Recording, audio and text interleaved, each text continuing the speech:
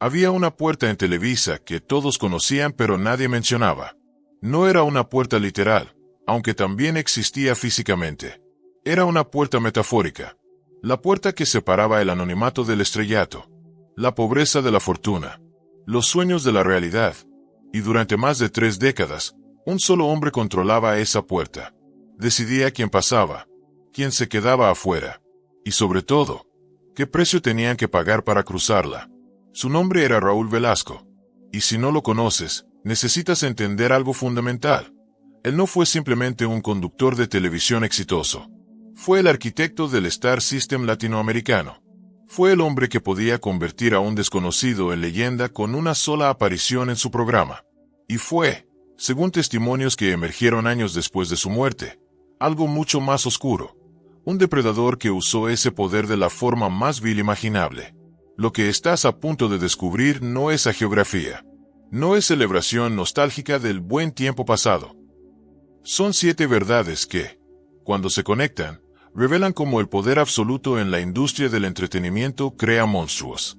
Y cómo esos monstruos operan con impunidad durante décadas porque el sistema completo está diseñado para protegerlos, no a sus víctimas.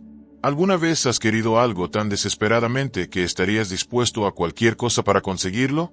¿Alguna vez has visto a alguien con poder absoluto sobre tu futuro y has sentido que no tienes opciones? Esta es la historia de qué pasa cuando esos dos elementos se encuentran. Y es más oscura de lo que imaginas. Raúl Velasco nació en 1933 en Celaya, Guanajuato, en una familia de clase media que valoraba la educación y el trabajo duro. No nació en la riqueza, no nació en el poder, no nació con conexiones en la industria del entretenimiento. Era, en todos los sentidos, un hombre ordinario con ambición extraordinaria. Comenzó en la radio en los años 50, cuando todavía era un medio dominante en México.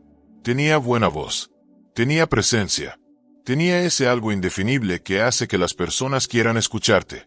Y rápidamente ascendió en las filas de la radio local hasta que llamó la atención de ejecutivos en la Ciudad de México. En 1969, le ofrecieron conducir un programa de variedades en Televisa que se llamaría Siempre en Domingo. El concepto era simple: música en vivo, entrevistas con artistas, entretenimiento familiar que la gente pudiera ver domingo tras domingo. Nada revolucionario, nada que no se hubiera hecho antes en otros países. Pero Raúl tenía algo que los ejecutivos no habían anticipado completamente: un instinto brutal para entender qué es lo que el público masivo quiere ver. No que deberían querer, no que es artísticamente superior, sino que consumirían vorazmente domingo tras domingo sin cansarse nunca. Y tenía otra cosa más peligrosa: ambición sin límites éticos claros. Este es el primer momento decisivo. El momento en que un hombre con poder emergente se da cuenta de que puede usar ese poder no solo para crear entretenimiento, sino para controlar carreras completas. Para jugar a ser Dios con los destinos de personas desesperadas por alcanzar sus sueños. Siempre en Domingo debutó el 22 de diciembre de 1969. Y en cuestión de meses, no era solo un programa exitoso. Era una institución cultural. Era el programa que toda familia mexicana veía religiosamente. Era el programa donde los artistas más grandes del mundo querían aparecer. Era, literalmente, el programa más importante en la historia de la televisión mexicana. Los números eran astronómicos. En su apogeo, Siempre en Domingo alcanzaba ratings de más de 60 puntos.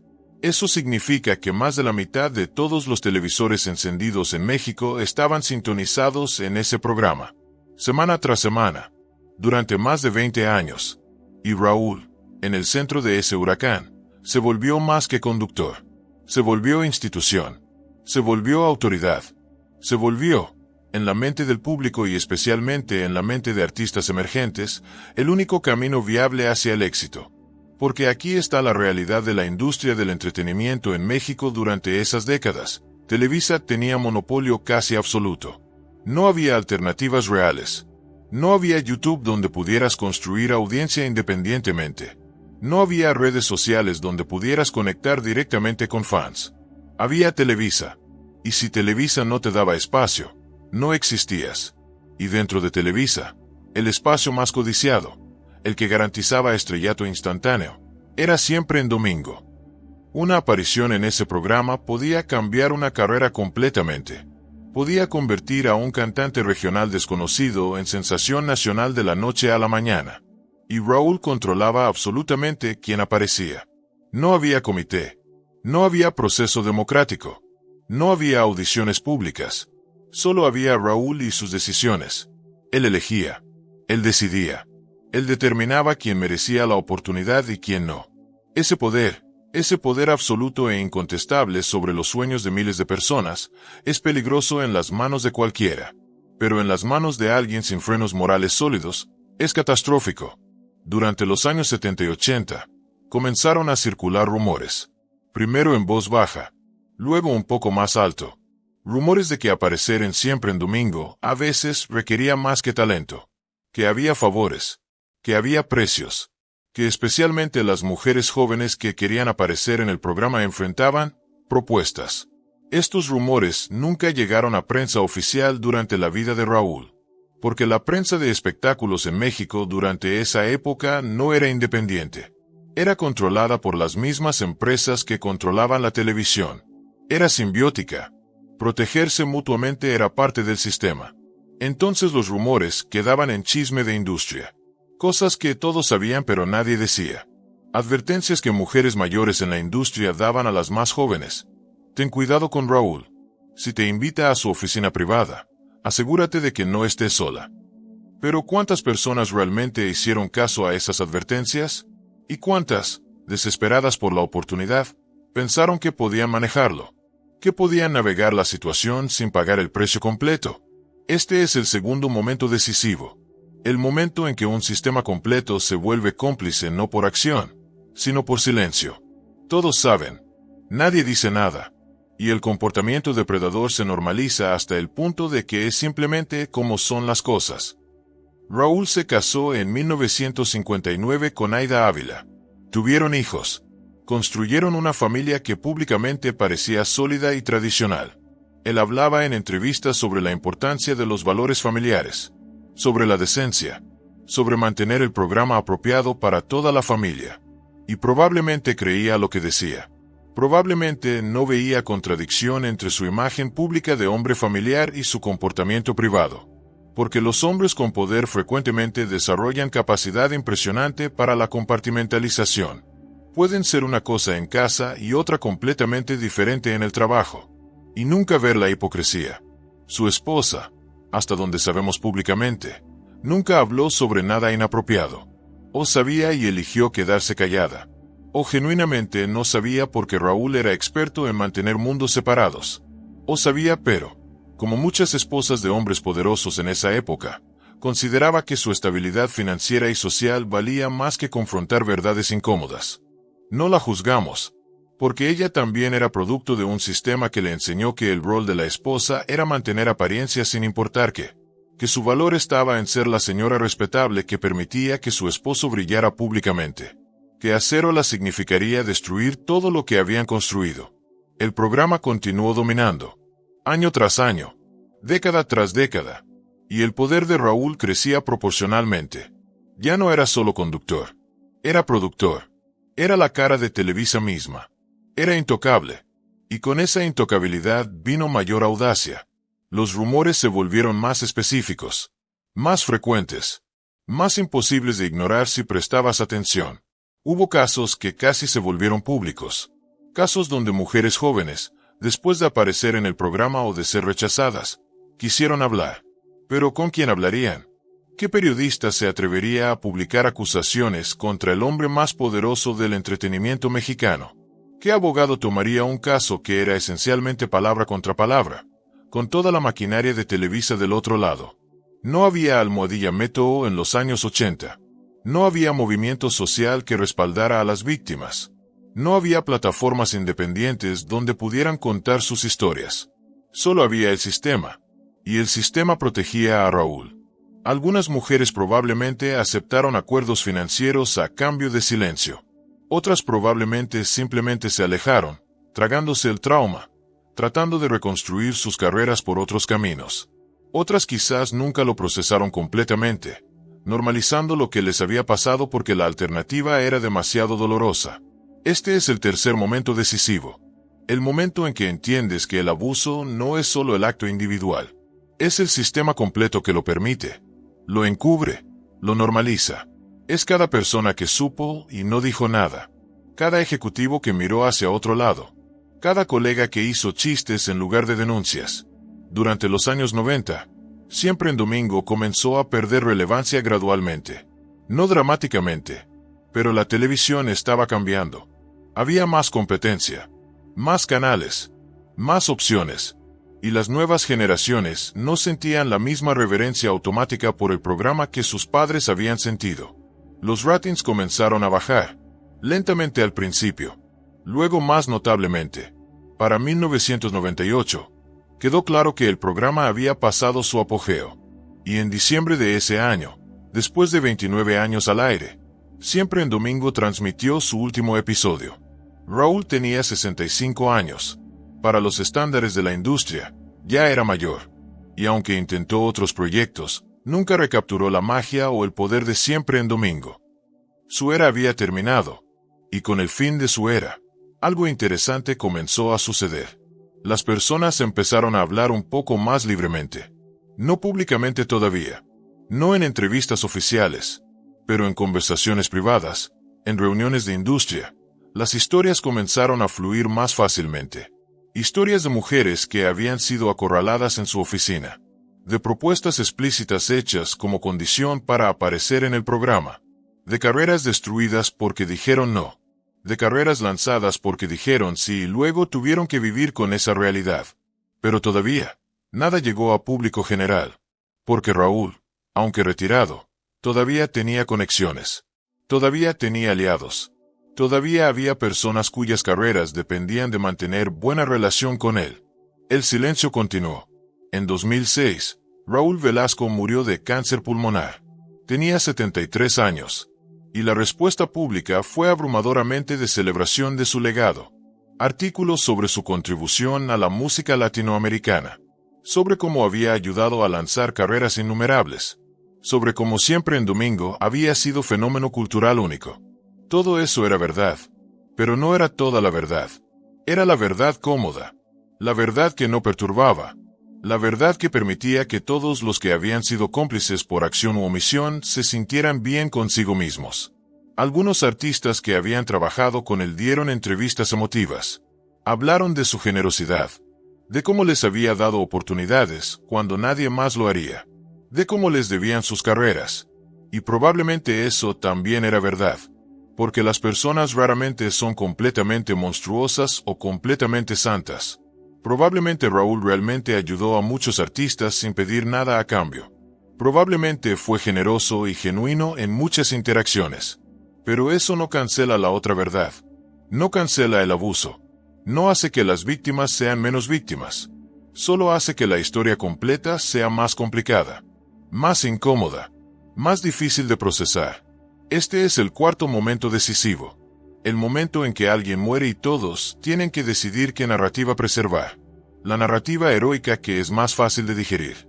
O la narrativa completa que incluye las sombras. Y México, como cultura, eligió la narrativa heroica. Porque era más cómoda. Porque permitía nostalgia sin complicaciones. Porque nadie quería admitir que habían sido cómplices de proteger a un depredador durante décadas. Pero la muerte no sella historias para siempre. Solo las congela temporalmente. Y eventualmente, el hielo se derrite. En los años siguientes a su muerte, especialmente a medida que movimientos como Almohadilla Meto ganaban fuerza globalmente, algunas mujeres comenzaron a hablar. No con nombres completos. No con detalles específicos que pudieran resultar en demandas. Pero con suficiente especificidad como para que quedara claro de quién y de qué estaban hablando. Una cantante, en entrevista años después, mencionó que había tenido que pagar un precio incómodo para aparecer en cierto programa dominical. No nombró a Raúl directamente, pero todos entendieron. Otra actriz, en conversación con periodista de investigación, describió una cultura de acoso normalizado en Televisa durante los años 80. Y mencionó específicamente que los hombres más poderosos se sentían con derecho a los cuerpos de las mujeres que querían oportunidades. Un productor retirado, El libro de memorias que publicó de forma independiente porque ninguna editorial grande lo aceptaría, dedicó un capítulo completo a lo que llamó el secreto a voces de la industria y describió incidentes específicos que había presenciado o de los que había tenido conocimiento directo. Lentamente, pieza por pieza, una imagen más completa comenzó a emerger. No era prueba legal. No habría juicio. Raúl estaba muerto. Pero era suficiente para que cualquier persona honesta admitiera. Había fuego detrás de todo ese humo. Y aún así, la narrativa oficial no cambió. Los documentales sobre Siempre en Domingo seguían siendo celebratorios. Los programas especiales sobre Raúl seguían siendo hagiográficos. Las instituciones que lo habían honrado en vida no retiraron esos honores. Porque admitir la verdad completa requeriría admitir complicidad sistémica. Requeriría que Televisa admitiera que había protegido a un depredador. Requeriría que colegas admitieran que sabían y no hicieron nada. Requeriría reescribir décadas de historia oficial. Y eso es demasiado incómodo, demasiado costoso, demasiado perturbador. Este es el quinto momento decisivo. El momento en que una sociedad tiene que elegir entre verdad incómoda y mentira confortable. Y la mayoría de las veces, elige la mentira. Porque la verdad requiere acción. Requiere cambio. Requiere admitir fallos profundos. Pero aquí está lo que esa elección cuesta. Perpetúa el sistema que permitió el abuso en primer lugar. Porque si nunca hay consecuencias, si la narrativa oficial siempre protege a los poderosos incluso después de muertos, entonces los depredadores actuales saben que también estarán protegidos. Que también saldrán con su reputación intacta. Que el precio del abuso es cero mientras tenga suficiente poder. Y el ciclo continúa. Nuevos Raúles emergen, con diferentes nombres, en diferentes programas, pero con la misma dinámica de poder. El mismo entendimiento de que pueden pedir precios porque controlan las puertas que otros desesperadamente quieren cruzar. Hay historias recientes, de años recientes, de productores y ejecutivos en Televisa y otras empresas de entretenimiento que operan exactamente con la misma lógica. Los nombres cambian, las caras cambian, pero el patrón permanece idéntico. ¿Por qué? Porque nunca hubo ajuste de cuentas real. Nunca hubo momento de nunca más. Nunca hubo cambio estructural que hiciera imposible que una sola persona acumulara tanto poder sobre las carreras de otros. El sistema que creó a Raúl Velasco, que le permitió operar con impunidad durante décadas, que lo protegió en vida y preservó su reputación en muerte, ese sistema sigue intacto. Este es el sexto momento decisivo. El momento en que entiendes que los monstruos individuales son síntomas, no causas. Que el problema real no es solo Raúl. Es el sistema completo que hace posible que existan Raúles. Y que hasta que ese sistema cambie, habrá más. Entonces, ¿qué hacemos con el legado de Raúl Velasco? ¿Cómo procesamos que alguien pueda haber hecho contribuciones culturales genuinas y haber sido depredador? La respuesta fácil es blanco o negro. O era santo o era demonio. Pero la realidad humana raramente es tan simple. La mayoría de las personas, incluso las peores, tienen aspectos que son genuinamente buenos. Y eso hace que sea más difícil, no más fácil, procesar su mal comportamiento. Porque si Raúl hubiera sido obviamente monstruoso en todos los aspectos, sería fácil descartarlo completamente. Pero probablemente fue encantador a veces. Probablemente fue generoso en momentos. Probablemente realmente amaba la música y genuinamente quería promover talento. Y todas esas cosas pueden ser ciertas simultáneamente con que también abusó de su poder de formas imperdonables. Las personas contienen multitudes.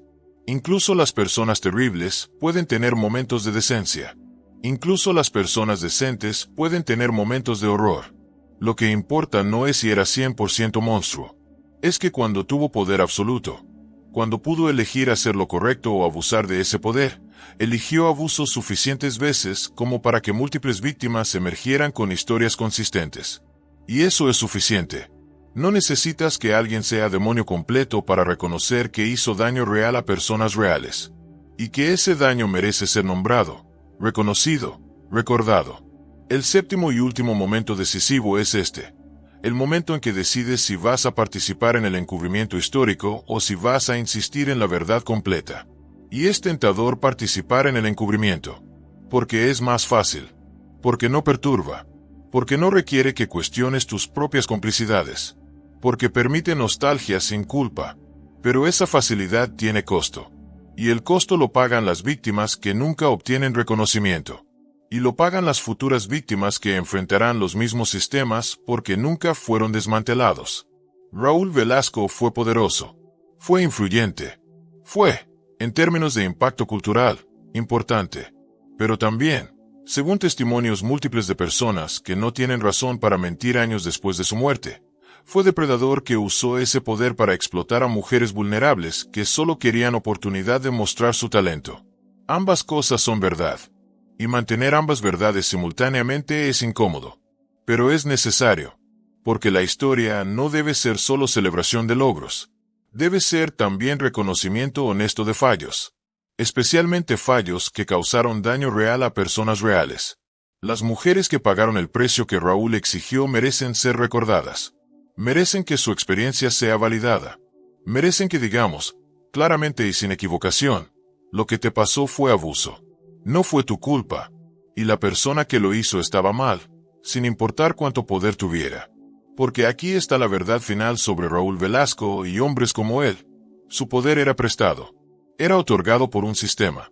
Y ese sistema puede cambiarse. Puede desmantelarse. Puede reemplazarse con algo que no permita que una sola persona tenga control absoluto sobre los sueños de miles.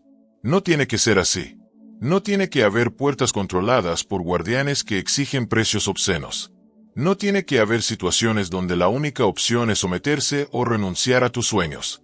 Podemos construir industrias de entretenimiento donde el talento sea suficiente. Donde el acceso no dependa de estar dispuesto a ser explotado. Donde el poder esté distribuido de forma que ninguna persona individual pueda destruir carreras por capricho o venganza. Pero construir eso requiere primero admitir honestamente cómo funcionaba el sistema anterior. Requiere nombrar a los Raúles del mundo. Requiere creer a las víctimas incluso cuando es incómodo.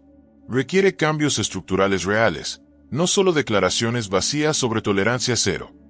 Y requiere que cada persona que trabaja en la industria se mire honestamente y pregunte, ¿qué he visto y no he dicho? ¿Qué he sabido y he ignorado? ¿De qué formas he sido cómplice del sistema que permite abuso? Esas son preguntas difíciles, pero son necesarias, porque hasta que las respondamos honestamente, el ciclo continuará. Los nombres cambiarán, pero el patrón permanecerá. Raúl Velasco está muerto. No puede ser llevado a juicio. No puede ser castigado. No puede ofrecer disculpas o hacer enmiendas. Pero su legado todavía está vivo. Y ese legado incluye tanto sus contribuciones como sus crímenes.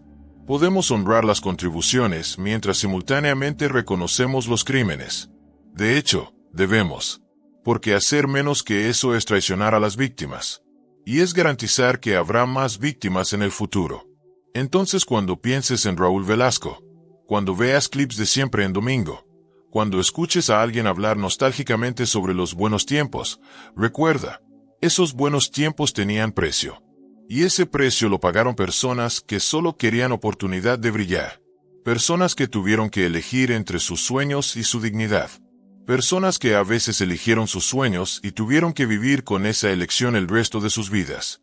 Recuerda a esas personas. Di sus nombres cuando puedas. Cree sus historias. Y sobre todo, trabaja para desmantelar el sistema que hizo posible que alguien como Raúl tuviera ese poder sobre ellas. Porque ese es el verdadero legado que debería importar. No cuántos artistas lanzó. No cuántos ratings alcanzó. Sino si aprendimos algo de cómo operó. Si usamos ese conocimiento para construir algo mejor. ¿Lo haremos? La historia sugiere que probablemente no. Que probablemente seguiremos protegiendo a los poderosos.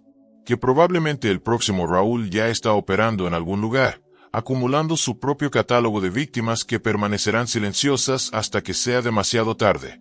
Pero no tiene que ser así. Podemos elegir diferente. Podemos insistir en la verdad completa. Podemos construir estructuras que distribuyan poder en lugar de concentrarlo. Podemos crear culturas donde reportar abuso sea seguro y creído. Podemos. La pregunta es, ¿lo haremos? Raúl Velasco fue padrino de la música latinoamericana. Pero ese título tiene doble significado. Porque los padrinos, en el sentido mafioso del término, Controlan a través de mezcla de favores y amenazas. Te dan oportunidades, pero siempre hay precio. Y si no pagas, si te niegas, tu carrera termina. Eso no es mentoreo. Eso no es apoyo genuino. Eso es extorsión. Eso es abuso sistematizado. Eso es exactamente lo que Raúl operó durante décadas. Y cada vez que repetimos la narrativa heroica sin incluir esta verdad, nos volvemos cómplices retroactivos. Participamos en el encubrimiento. Traicionamos a las víctimas otra vez. Así que aquí está la pregunta final, la que realmente importa. ¿De qué lado de la historia quieres estar? ¿Del lado que preserva reputaciones de hombres poderosos muertos? ¿O del lado que finalmente, aunque tardíamente, reconoce el dolor de sus víctimas? No hay opción neutral. El silencio es elección. Y esa elección tiene peso moral. Raúl Velasco fue el padrino que obligó a pagar un precio. Y ese precio fue demasiado alto. Y fue pagado por personas que no deberían haber tenido que pagarlo. Recuérdalo. Y haz mejor. La imagen que Raúl Velasco proyectaba públicamente era meticulosamente construida. En cada aparición, en cada entrevista, él era el hombre afable, el promotor generoso de talento, el patriarca benévolo de la música latinoamericana. Usaba trajes impecables. Hablaba con dicción perfecta. Sonreía de forma que parecía genuina. Y para millones de televidentes que lo veían cada domingo, era exactamente lo que aparentaba ser, una figura confiable, casi paternal, que traía entretenimiento de calidad a sus hogares. Pero las personas que trabajaban directamente con él conocían una versión diferente. No completamente diferente, porque los mejores manipuladores nunca son consistentemente monstruosos. Son encantadores la mayor parte del tiempo. Eso es lo que hace que su comportamiento abusivo sea más confuso, más difícil de procesar, más fácil de racionalizar. Había días en que Raúl era exactamente el hombre que el público veía. Generoso con su tiempo. Paciente con artistas nerviosos. Genuinamente emocionado por descubrir nuevo talento. En esos días, las personas que trabajaban con él pensaban, tal vez los rumores están exagerados. Tal vez no está malo. Y luego había otros días. Días en que su temperamento cambiaba sin advertencia. Días en que un comentario inocente podía generar explosión de ira. Días en que quedaba claro que él veía a las personas a su alrededor no como colaboradores, sino como herramientas para su visión. Herramientas que podían ser usadas y descartadas según su conveniencia. Los hombres que trabajaban con él generalmente experimentaban su lado temperamental, pero no su lado depredador. Podían ser gritados. Podían ser humillados públicamente por errores menores. Podían ser despedidos caprichosamente. Pero raramente enfrentaban el tipo de proposiciones que las mujeres enfrentaban. Esa era la dinámica crucial. El abuso que Raúl infligía tenía género. Y eso no era accidente. Era reflejo de una cultura más amplia en la industria del entretenimiento mexicano. Una cultura que veía a las mujeres como inherentemente menos valiosas, menos dignas de respeto, más disponibles para ser consumidas. Hubo momentos específicos, incidentes documentados, aunque nunca públicamente, que revelan exactamente cómo operaba. Una cantante joven, llamémosla María aunque ese no era su nombre real, llegó a Televisa en 1982 con demo de canciones que había grabado con sus ahorros. Tenía talento genuino, voz poderosa, presencia escénica. Todo lo que necesitaba era exposición. Logró reunión con uno de los productores asociados de Siempre en Domingo. El productor escuchó su demo y quedó impresionado. Le dijo que definitivamente había potencial, pero que la decisión final de incluirla en el programa la tenía que tomar Raúl personalmente. Programaron reunión. María llegó con su mejor ropa, nerviosa pero esperanzada. La reunión comenzó profesionalmente. Raúl escuchó su demo. Hizo preguntas sobre su formación musical. Todo parecía ir bien. Y entonces, según el testimonio que ella dio años después a periodista de investigación bajo condición de anonimato, el tono cambió. Raúl le dijo que definitivamente tenía talento, que definitivamente podía aparecer en el programa, pero que ese tipo de oportunidad requería entendimiento especial. Que necesitaba saber que ella estaba comprometida con hacer lo que fuera necesario para tener éxito. Las palabras nunca fueron completamente explícitas. Él era demasiado inteligente para eso, pero el significado era claro. Y cuando ella trató de pretender que no entendía, Él se volvió más directo. Le tocó el brazo de forma que no era apropiada. Le dijo que podían ser muy buenos amigos si ella sabía cómo comportarse. María, según su testimonio, se levantó y se fue. No apareció en Siempre en Domingo. Su carrera musical nunca despegó.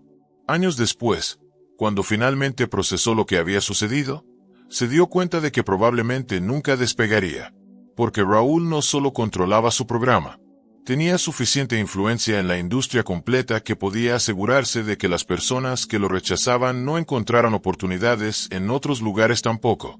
Esa es la parte que frecuentemente se pierde en discusiones sobre abuso en industrias de entretenimiento. No es solo el acto individual de acoso o proposición inapropiada. Es el sistema completo de recompensa y castigo que lo rodea. Es el entendimiento implícito de que decir sí abre puertas y decir no las cierra permanentemente. Y María no fue la única. Según múltiples fuentes que han hablado en las últimas 2 décadas, hubo docenas de mujeres que enfrentaron proposiciones similares. Algunas dijeron no y desaparecieron de la industria. Otras dijeron sí, aparecieron en el programa, lanzaron carreras, y tuvieron que vivir con la complejidad de ese intercambio por el resto de sus vidas. Porque esa es otra capa de crueldad en este tipo de abuso, que contamina incluso los éxitos.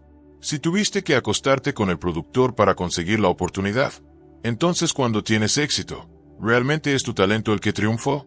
¿O fue solo que pagaste el precio de entrada? Esa duda, esa pregunta persistente, puede destruir a una persona desde adentro. Puede hacer que nunca realmente creas en ti misma. Puede hacer que cada logro se sienta manchado. Y Raúl sabía eso. Tenía que saber. Porque no era estúpido. Era, de muchas formas, brillante en leer a las personas y entender dinámicas de poder. Entonces tiene que haber entendido el daño que estaba causando. Y eligió causarlo de todas formas. Porque su gratificación, su ejercicio de poder, era más importante que el bienestar de esas mujeres. Hubo intentos de detenerlo. No muchos, pero algunos. En 1985, una productora junior en Televisa, alguien con suficiente antigüedad como para tener algo de autoridad pero no suficiente como para estar completamente protegida, intentó reportar lo que sabía sobre Raúl a Recursos Humanos. Según relatos de personas que estaban en Televisa en ese momento, su reporte fue recibido y archivado. No hubo investigación. No hubo seguimiento. Simplemente desapareció. Y a ella la transfirieron a departamento diferente donde no tendría más contacto con Siempre en Domingo. El mensaje fue claro. No reportes a Raúl. Él es más importante que tú. Él genera demasiado dinero. Él es demasiado valioso para la empresa. Tu carrera es prescindible. La de él no. Ese es el cálculo que las corporaciones hacen una y otra vez. Y hacerlo no es solo decisión económica. Es decisión moral. Es elegir proteger ganancias sobre proteger a las personas. Es elegir complicidad activa. Los ejecutivos que tomaron esa decisión en 1985 probablemente están retirados ahora. Probablemente nunca enfrentarán consecuencias. Probablemente ni siquiera piensan mucho en ello. Probablemente lo ven como simplemente negocios o así eran las cosas en ese entonces. Pero sus decisiones tuvieron consecuencias reales. Porque al no detener a Raúl en 1985, permitieron que continuara operando por otros 13 años. Permitieron que hubiera más víctimas. Víctimas que pudieron haber sido protegidas si alguien con poder hubiera elegido hacer lo correcto. A medida que Raúl envejecía, su comportamiento no mejoró. Si acaso, se volvió más audaz. Porque había operado con impunidad por tanto tiempo que probablemente había llegado a creer que era verdaderamente intocable.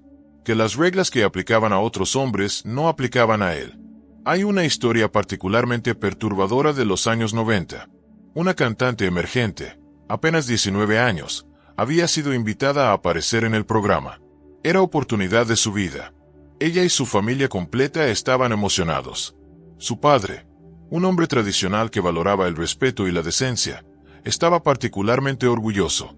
El día de la grabación, según el testimonio que ella dio años después, Raúl la llamó a su camerino privado.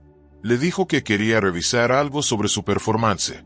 Cuando llegó, él estaba solo. Y lo que siguió, según su relato, fue asalto directo. Ella logró escapar antes de que llegara a violación completa. pero lo que experimentó fue suficientemente traumático como para que abandonara la música completamente. Nunca le dijo a su padre exactamente qué pasó. Solo le dijo que ya no quería continuar en la industria. Y él, confundido pero respetuoso de su decisión, no insistió. Ella cargó ese trauma sola durante más de una década, hasta que finalmente, en terapia, pudo comenzar a procesarlo. Y eventualmente, pudo hablar de ello con periodista de investigación que estaba recopilando testimonios sobre abuso en la industria del entretenimiento. Su historia nunca se publicó con su nombre. Ella todavía tiene miedo. Miedo de no ser creída. Miedo de ser juzgada. Miedo de que su familia finalmente sepa lo que pasó y se sienta culpable por haberla animado a perseguir esa oportunidad. Ese miedo, esa vergüenza que las víctimas cargan, es parte del diseño del sistema. Porque si las víctimas se sienten demasiado avergonzadas para hablar, entonces los perpetradores permanecen protegidos. El silencio de las víctimas se convierte en escudo para los abusadores. Y romper ese silencio requiere coraje extraordinario. Requiere estar dispuesta a ser cuestionada, a ser atacada, a tener tu credibilidad destruida por personas que prefieren proteger el legado de un hombre muerto que reconocer el dolor de víctimas vivas. Por eso es tan importante, tan absolutamente crítico, creer a las víctimas cuando hablan. No creer ciegamente sin ninguna evidencia, pero sí empezar desde posición de tomar sus testimonios seriamente, especialmente cuando múltiples personas independientes cuentan historias consistentes sobre el mismo perpetrador. En el caso de Raúl, hay suficientes testimonios independientes, suficientes patrones consistentes, suficientes detalles que se alinean, como para que cualquier persona razonable concluya: algo estaba pasando. Y ese algo era abuso sistemático de poder. Cuando Siempre en Domingo terminó en 1998, hubo parte de Raúl que probablemente sintió alivio. Porque mantener la fachada durante tanto tiempo, mantener el control absoluto, mantener el secreto, tiene que haber sido agotador incluso para alguien tan practicado en duplicidad. Sus últimos años fueron relativamente tranquilos. Hizo apariciones ocasionales. Recibió premios y honores. Escribió libro de memorias que era predeciblemente autocongratulatorio y omitía completamente cualquier mención de su comportamiento abusivo. ¿Sintió remordimiento? Es imposible saber. Algunas personas que lo conocían en esos años finales dijeron que parecía reflexivo, tal vez incluso melancólico, pero nunca hizo disculpa pública. Nunca reconoció haber causado daño. Nunca ofreció compensación a sus víctimas. Y luego murió. Y con su muerte, la oportunidad para justicia real murió también. No puede haber juicio. No puede haber castigo. No puede haber momento en que tenga que enfrentar a sus víctimas y escuchar exactamente cuánto daño causó. Lo que queda es solo su legado. Y todos tenemos que decidir qué hacer con ese legado. ¿Lo preservamos intacto, celebrando sus contribuciones mientras ignoramos sus crímenes? ¿O insistimos en la verdad completa, reconociendo tanto lo bueno como lo terrible? La respuesta correcta parece obvia, pero en práctica, es más complicada, porque reconocer completamente sus crímenes requiere que muchas personas admitan su propia complicidad. Requiere que la industria admita que falló sistemáticamente en proteger a las mujeres. Requiere que México como cultura admita que valoró entretenimiento sobre justicia. Y esas admisiones son dolorosas. Son vergonzosas. Entonces, en lugar de hacerlas, frecuentemente elegimos preservar las mentiras cómodas. Elegimos la nostalgia sobre la verdad. Pero esa elección tiene costo. Y el costo lo pagan las próximas generaciones de mujeres que entran a la industria sin entender completamente los peligros. Que creen que si trabajan duro y tienen talento, eso será suficiente. Que no entienden que hay depredadores esperando para explotar su ambición. Si realmente queremos honrar a las víctimas de Raúl Velasco, si realmente queremos que su historia signifique algo, entonces tenemos que hacer más que simplemente reconocer que fue abusador. Tenemos que usar ese reconocimiento para cambiar los sistemas que permitieron su abuso. Eso significa transparencia real en cómo se toman decisiones de casting. Significa múltiples personas en cada reunión importante, nunca dejando a talentos jóvenes solos con ejecutivos poderosos. Significa procesos de reporte claros donde las víctimas puedan hablar sin temer represalias. Significa consecuencias reales para abusadores, sin importar cuánto dinero generen para la empresa. Significa construir industria donde el talento es realmente suficiente, donde no tienes que pagar precios obscenos para oportunidades que deberías obtener basándote en mérito. ¿Es posible construir eso? Absolutamente. Otras industrias han hecho progresos reales, aunque imperfectos, en esa dirección. Pero requiere voluntad institucional. Requiere que las personas en poder elijan cambios sobre status quo. Y frecuentemente, esa voluntad solo viene después de crisis pública. Después de que suficientes víctimas hablan que ya no puede ser ignorado. Después de que el costo reputacional de no cambiar se vuelve mayor que el costo de implementar reformas reales. Tal vez eso es lo que se necesita con el legado de Raúl. Tal vez necesitamos más víctimas hablando, más periodistas investigando, más presión pública exigiendo que la verdad completa sea reconocida. O tal vez ya tenemos suficiente evidencia y lo que falta es voluntad. Voluntad de enfrentar verdades incómodas. Voluntad de admitir que el héroe cultural también fue monstruo. Voluntad de hacer el trabajo difícil de desmantelar sistemas corruptos. Raúl Velasco está muerto, pero su historia no está completa, porque su historia no es solo sobre él. Es sobre todos nosotros. Sobre qué elegimos recordar. Sobre a quién elegimos creer. Sobre qué tipo de industria elegimos construir. Y cada día que pasa sin reconocimiento completo de sus crímenes, cada día que su legado permanece falsamente heroico, es otro día en que traicionamos a sus víctimas.